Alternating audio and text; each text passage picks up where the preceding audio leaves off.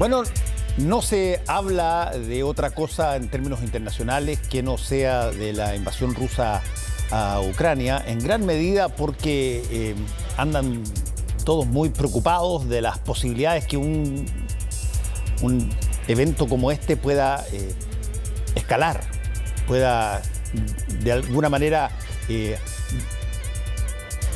totalmente desarmar las lógicas racionales que eventualmente puedan tener los mandatarios que creen que pueden controlar una situación de esta envergadura. Y como hay tanto dime y direte y tanta oposición y tanta amenaza, y en algunos casos, pero muchas medidas tomadas para hacer pagar el costo de esta invasión, que van desde la negación de participación en eventos deportivos, una serie de otro tipo de situaciones que se están empezando a manifestar en torno a lo que está ocurriendo entre Rusia y Ucrania. Queremos conversar con Raúl Sor sobre, a ver, cuáles son las posibilidades de que estas cosas escalen, Raúl, en la medida que aparentemente el diálogo que se inició hace algunas horas atrás no dio mayores frutos, y ahora estamos viendo esta lógica de los convoyes rusos que están llegando a Ucrania y que están preocupando muchísimo, no solamente a los ucranianos, sino que más bien a todos los que lo estamos mirando. Sí, hola Fernando. Vamos a repetir lo que hemos dicho tantas veces, que se sabe cómo empiezan las guerras y no se sabe cómo terminan. Y, por cierto, no sabemos cómo va a terminar esta situación tremendamente preocupante que se está dibujando en Ucrania, donde, como tú bien señalabas, han salido imágenes de un convoy interminable. Y fíjate que este convoy es principalmente logístico. El número de tanques, de vehículos blindados, es relativamente menor, y la mayor parte de los vehículos son camiones que llevan apero para las tropas, y eso hace sospechar que probablemente la postura de Putin será cercar, más que invadir la capital. Y lo habíamos comentado antes. Para los ejércitos es absolutamente fatal ingresar a las ciudades. Allí no tienen espacio de maniobra, los tanques, bueno, muy difícil disparar un tanque dentro de una ciudad a menos que esté en el predicamento de destruir la ciudad. Pero esta es una ciudad habitada por civiles que, en definitiva, Putin y ciertamente la mayoría de los rusos quieren incorporar a Rusia, si eso pudieran hacerlo. No digo que la mayoría de los rusos quiera eso, pero ciertamente Putin en su planteamiento quiere que Ucrania vuelva a ser parte de Rusia, o que tengan un vínculo muy estrecho. Y ciertamente eso no lo vas a conseguir bombardeando, destruyendo la ciudad. Por lo tanto, en ese sentido Putin está caminando sobre huevos. Tiene que tener mucho cuidado en cómo lleva adelante las acciones militares.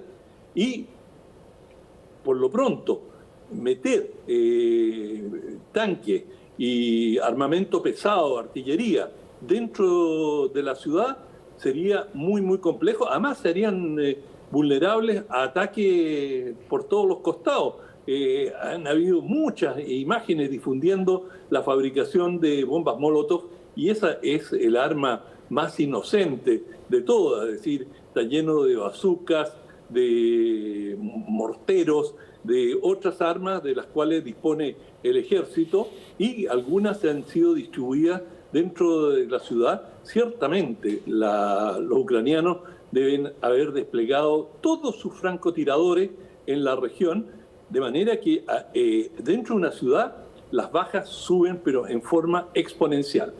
¿Qué alternativa tiene Rusia?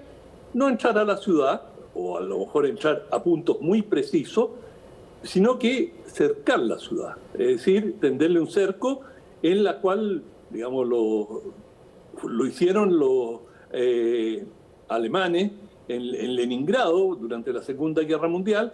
Sacaron la cuenta, en aquel entonces ya los alemanes, el ejército nazi dijo, entrar a Leningrado nos va a llevar muchas bajas, va a ser muy complicado, ¿por qué no cercamos la ciudad? Y hubo un cerco que duró más de un año, que tuvo consecuencias horribles para la población, es decir, más de 1 millón de muertos, muchos de ellos de hambre. Bueno, acá no se va a producir eso, pero un cerco que es preferible, por lo menos en primera instancia para Moscú, para, digamos, tratar de convencer al gobierno ucraniano, a Zelensky y su gobierno, que lo más sensato es entregarse.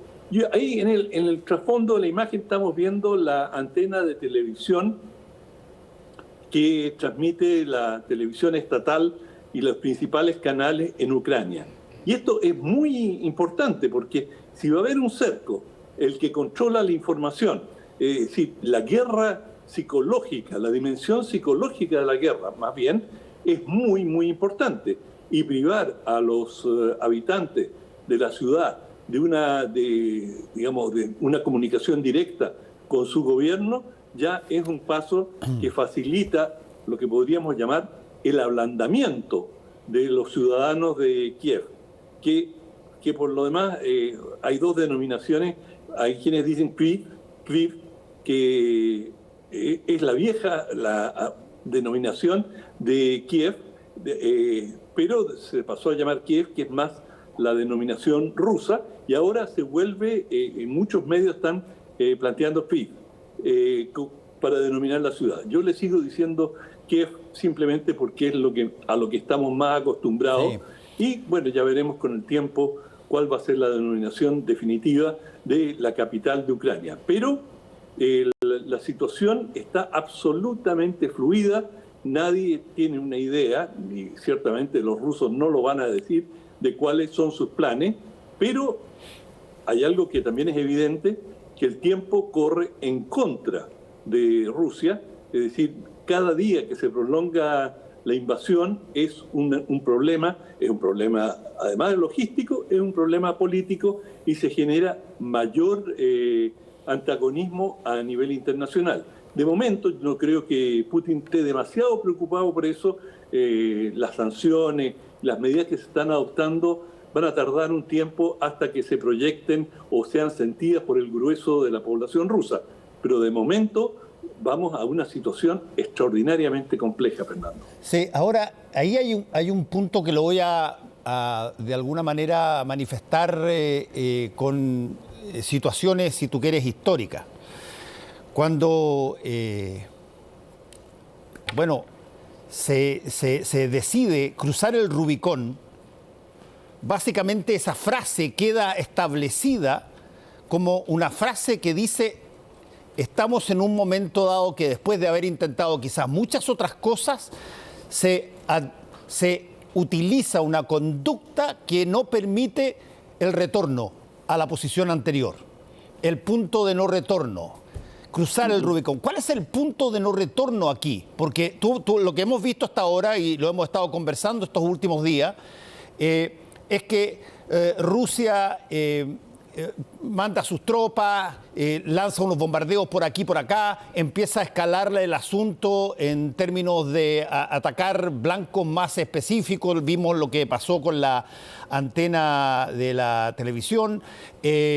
Está, como tú dijiste, buscando rodear la ciudad eventualmente y tratar de hacer... Pero en algún momento dado, cada cosa, si es que no resulta en el objetivo que Rusia quiere, que Ucrania básicamente ceda, ¿en qué momento tú entras a una situación donde ya no tienes una posibilidad de retornar a una normalidad o algún tipo de situación que no deje un desastre absoluto?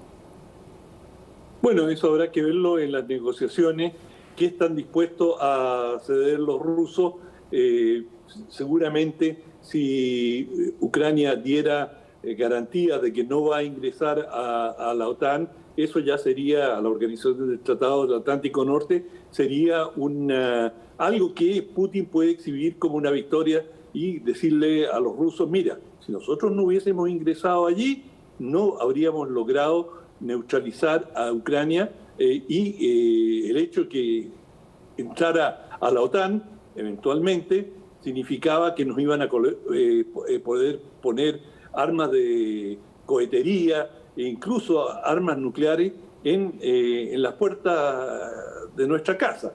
Eso él lo podría exhibir como una victoria, si es que los ucranianos están dispuestos a concederle eso. Por lo tanto, habrá que ver por dónde caminan las negociaciones y justamente desde la perspectiva de la línea roja, es decir, del Rubicón, qué es lo que sería aceptable para Rusia y qué es lo que puede conceder Ucrania. Ahora, hay una situación que ahora, hagan lo que hagan Rusia, ya sea invadir la ciudad o cercarla, si la cercan, mira, la historia que se va a comenzar a desarrollar y que nos van a enviar todos los corresponsales y de la cual todos vamos a estar muy atentos, es cómo está impactando eso a la ciudad y a la población. Y ya están saliendo historias de personas que padecen de enfermedades graves, de cáncer, y que no están recibiendo sus medicamentos, de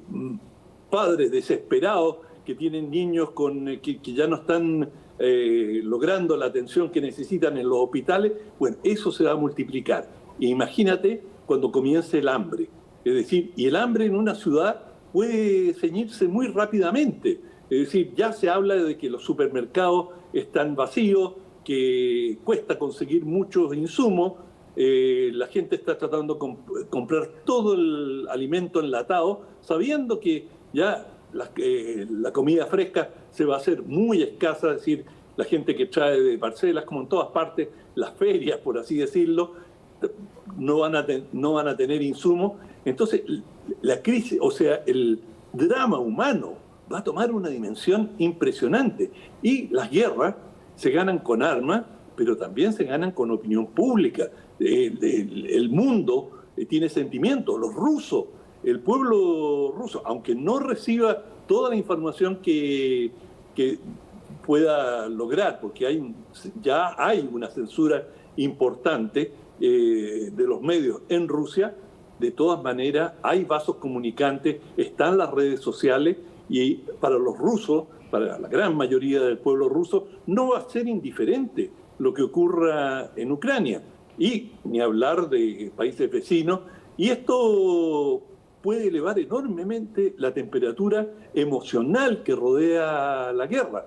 Es decir, cuando se habló primero de la penetración de tropas rusas a Ucrania, bueno, era una noticia, era una noticia en desarrollo. Sí, habían escaramuzas, habían pasado algunas situaciones, pero ahora está escalando el número de muertes, que tampoco, si lo vemos en términos del conflicto que estamos observando, todavía las bajas, las víctimas, son muy moderadas, y se nota, o sea, se puede decir con toda seguridad, que los rusos están actuando con mucho cuidado. Es decir, es muy difícil operar con armamento pesado dentro de ámbitos densamente poblados. Le pasó igual a la OTAN cuando atacaron a Serbia. Es decir, tenían el máximo de cuidado de no dañar civiles. Igual una bomba cayó en una maternidad, una bomba cayó en la embajada china. Así es. Bueno, ahí hay una discusión si fue intencional o no, claro.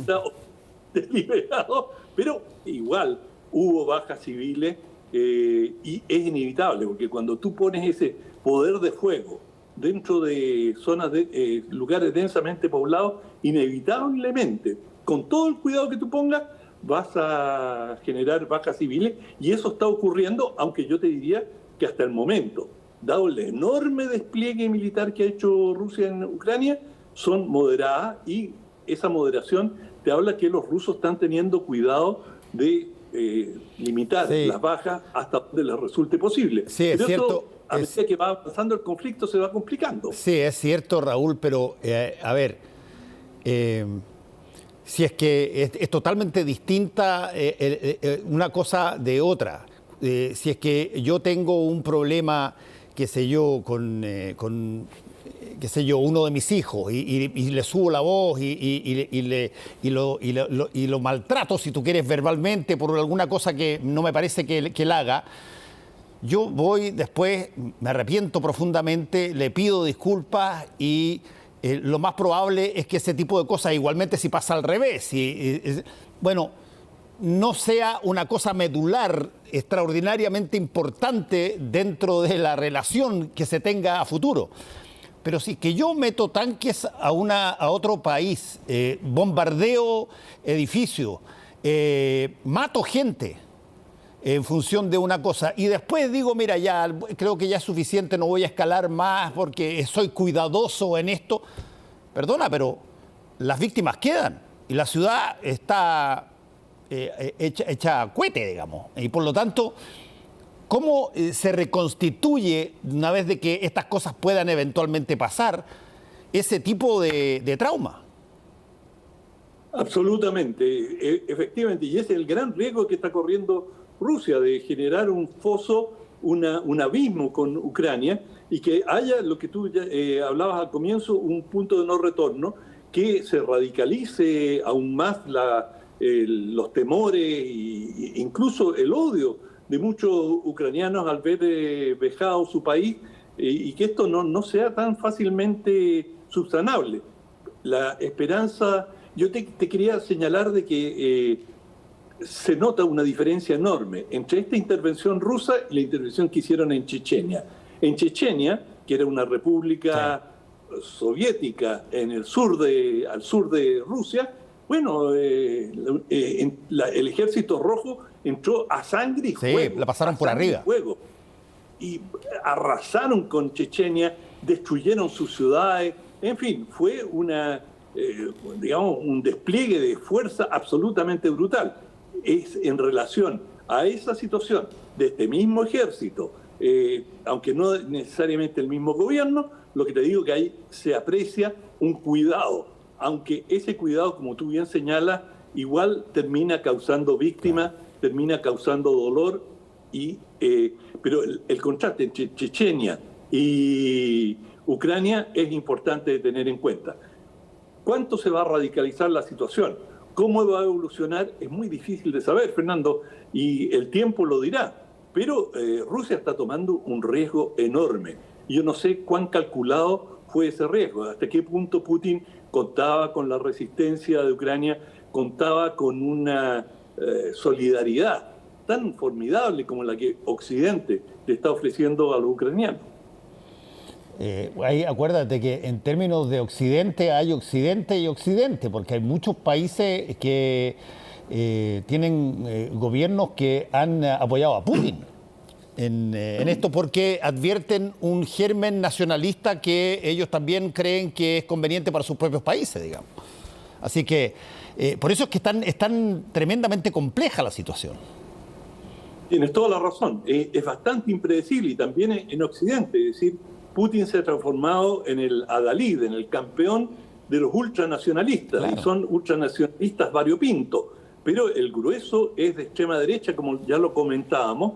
Y, digamos, lo más sorprendente es el apoyo que ha encontrado, la simpatía que ha encontrado en el Partido Republicano en Estados Unidos o en sectores del Partido Republicano. Esto a propósito que ya vamos a escuchar el Estado de la Nación por parte del presidente Biden mañana y veremos qué es lo que nos dice específicamente sobre Ucrania. Lo conversamos mañana, Raúl. Que te vaya muy bien. Igual. Chao. Chao, viejo.